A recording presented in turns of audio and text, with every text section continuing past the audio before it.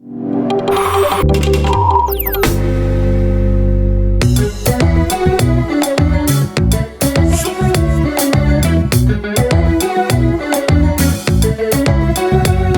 amis internautes, bonjour, bonsoir. Ça faisait longtemps que oui, j'étais occupé là, j'ai eu pas mal de trucs à faire, mais l'heure est grave, l'heure est toujours grave. Nadine Morano, on ne peut pas passer à côté du sujet Morano. Bon, Nadine, elle a peur pour sa race. Elle est effrayée. Nadine Pucelle, d'ailleurs, c'est son nom de jeune fille, Pucelle. Mais bon, elle l'a fait changer en 1975, le nom. Ils ont fait parce que Pucelle, elle se faisait insulter déjà petite, avant qu'il y ait Guy Bedos, elle se faisait déjà insulter. Mais quel est con! Donc ils avaient changé le nom et elle l'a transformé en Pugel. Tu sais, dis-toi, elle essaye de passer entre les gouttes, elle a Pugel. Bon. Son frère avait proposé Poubelle, mais elle lui a dit oh, ça va, oh. Déjà, on va pas repartir pour un tour de manège, on en prend plein la gueule depuis que. Donc Nadine, elle est pas contente. Elle n'est pas contente. Elle a dit à la télévision, la France est un pays judéo-chrétien de race blanche. Pour qu'il y ait une cohésion nationale, il faut garder un équilibre dans le pays, c'est-à-dire aussi sa majorité culturelle. Nous sommes un pays judéo-chrétien, le général de Gaulle le disait, de race blanche. Parce que là, elle est remontée. Elle s'est énervée, elle est très inquiète par rapport à sa race. Elle dit, merde, ma race, j'ai peur pour ma race. Alors la race de Nadine, bon, il suffit de la regarder. Nadine est incontestablement de race blanche. C'est une espèce des Vosges. Le pelage est blond, vous voyez, bon, même si elle doit un petit peu traficoter un peu des couleurs au niveau des cheveux, des poils du cul, tout ça, mais c'est vraiment la Rosette des Vosges. On la reconnaît avec son petit truffe, là, vous la voyez, avec son petit nez de cochon. La Rosette des Vosges typique, j'ai envie de dire. Quand elle dit de race blanche, là, elle ment à personne. C'est vraiment... on les reconnaît normalement, elles ont la truffe un peu rose et la vulve rose. Sans trop de poils sur le cul. C'est vraiment le truc qu'on a... Et là, je pense que c'est vraiment... Là, je dirais qu'elle ne trompe personne. En général, le problème de la Rosette des Vosges, que vous voyez là, c'est que ça vieillit mal. Là, elle a plus de 50 piges, ça commence à partir en cacahuète dans tous les sens. Quand vous la voyez sourire, elle a du mal à montrer ses chicots, parce qu'en général, la Rosette des Vosges, ça pourrit des chicots tout de suite. C'est comme le mulet, c'est comme... je sais pas, c'est le fait que ce soit mélangé avec du cochon, tu sais, il y a tout dedans, il y a de la perdrix, il y a de... Et donc là, les chicots, ça foire aussi. Les nichons, pareil. À mon avis, tu la vois rarement, tu la verras pas en bikini, la Nadine. Parce que les nichons, à un moment donné... deux vieilles capotes en guise de nichon, c'est tout ce qui lui reste. Ça fout le camp dans les godasses. Donc là, elle a dû se mettre des chaussettes dans les soutifs. Bon, elle fait comme un peu aussi. Attention, que les choses soient claires. Je soutiens Nadine Morano. Qu'il n'y ait pas d'ambiguïté sur ce sujet. Je la soutiens et j'en ai parlé, mais là, c'est vraiment la Rosette des Vosges qui pète les plombs. Elle pète les plombs. Elle en a marre, elle a peur pour sa race, elle a peur pour ses petits. Elle est dans son terrier, elle a peur. Normalement, ce qu'on fait quand elle commence à partir en sucette, comme ça, on les isole. On la remet avec du cochon, tu vois, tu la prends et normalement elle va se calmer. Elle revient à ses origines. Elle revient, elle dit bon, je race blanche, je suis une cochonidée, elle revient un petit peu à elle. Bien sûr, elle a tout mon soutien. Alors, je ne sais pas si politiquement elle va pouvoir s'en servir. Excusez-moi, je suis taquin, mais non, vraiment, je soutiens Nadine. C'est vrai qu'on doit pouvoir dire en France que, je veux dire, la France est un pays de race blanche. Je veux dire, c'est ou rose. Enfin, toi, mais je veux dire, c'est quand même une évidence. Je veux dire, comme au départ aux États-Unis, c'est un pays de race rouge. Voilà. Et en Australie, c'est un pays de race noire au départ, avec les aborigènes.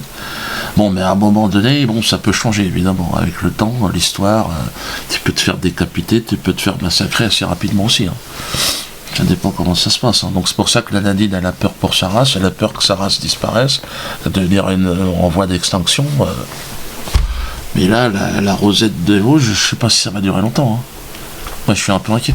T'es pas de ma race, Nadine. T'es pas de ma race. Moi, j'ai rien à voir avec ça. Moi, je suis un gorille. Mais quand je te vois, j'ai peur. Je me dis, bon... qu'est-ce que je te dis ?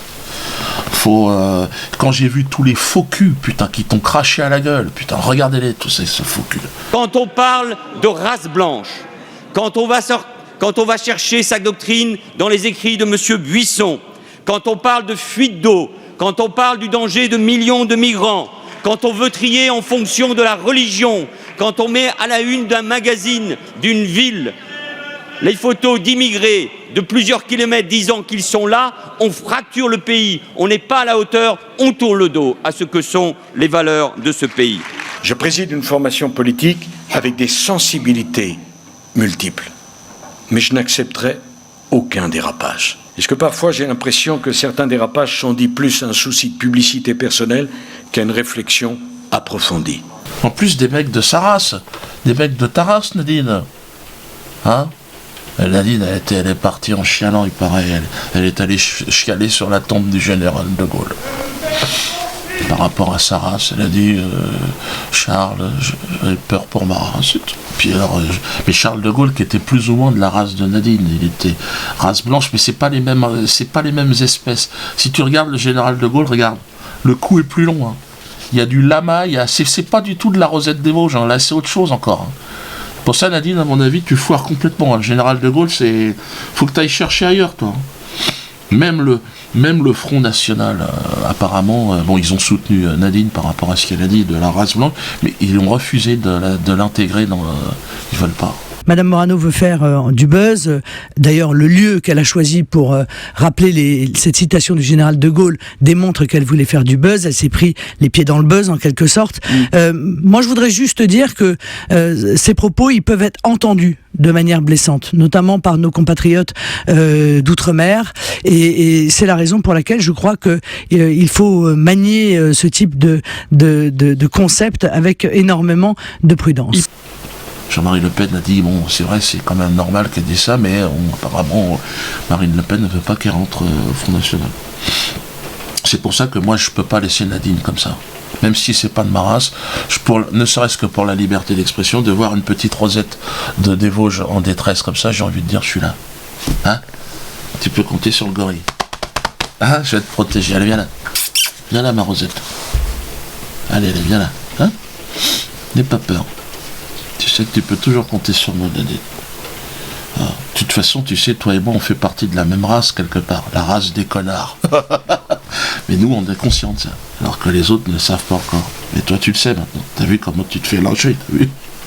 Ah ouais, parce que t'es trop con. Tu crois que tu peux dire des choses, mais tu peux pas. Tu peux pas, il faut que tu respectes. Pourtant, t'as dit judéo-chrétien. T'as essayé de te couvrir au maximum, mais... pas passé. Mais moi je suis en paix, encore une fois je suis en paix totale, je vous l'ai dit, en paix au théâtre de la Main d'Or. Alors je disais, ouais mais tu es toujours, écoutez, n'écoutez pas ce qu'on vous dit, je suis au théâtre de la Main d'Or. Hein. Bon, dépêchez-vous quand même à venir me voir, parce que c'est vrai que ça pourrait changer. Mais je suis au théâtre de la Main d'Or en paix. Hein. Et jeudi, vendredi, samedi, et je serai en tournée à partir de bientôt là.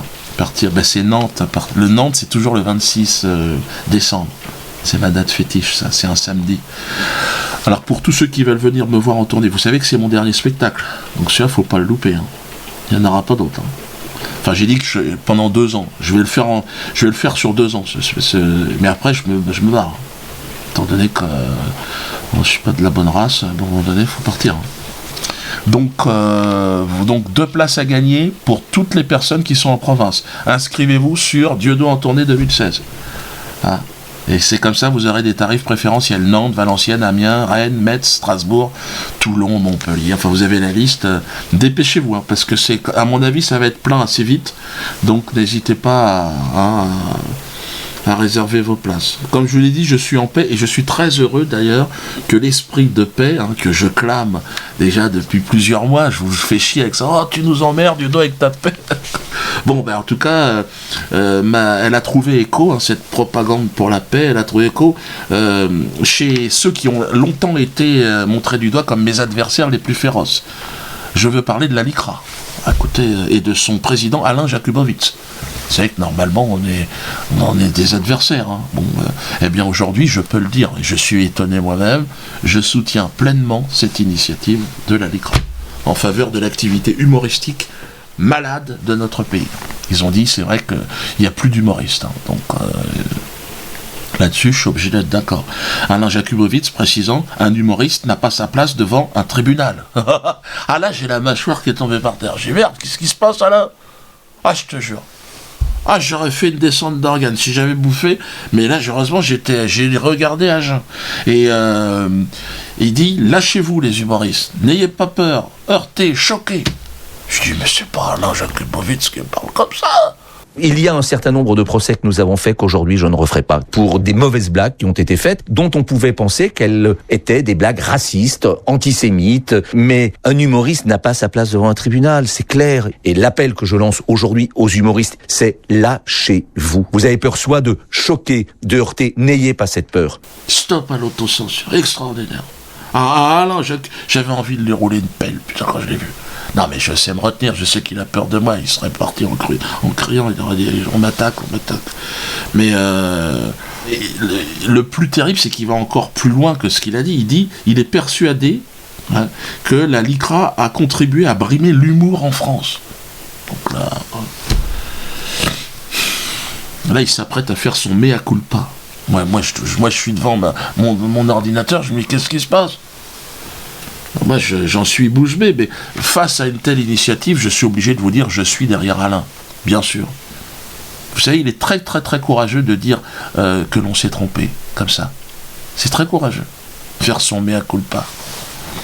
Alors encore une fois, je salue ce courage. Bon, je pense toutefois, sans émettre aucune réserve par rapport à l'initiative, je pense que ce message serait encore plus fort si nous le portions ensemble, toi et moi, Alain. Je pense que là, ça aurait une résonance, ça aurait encore plus de gueule. Parce que ton histoire de Bouvard, toute cette personne n'est au courant, en fait.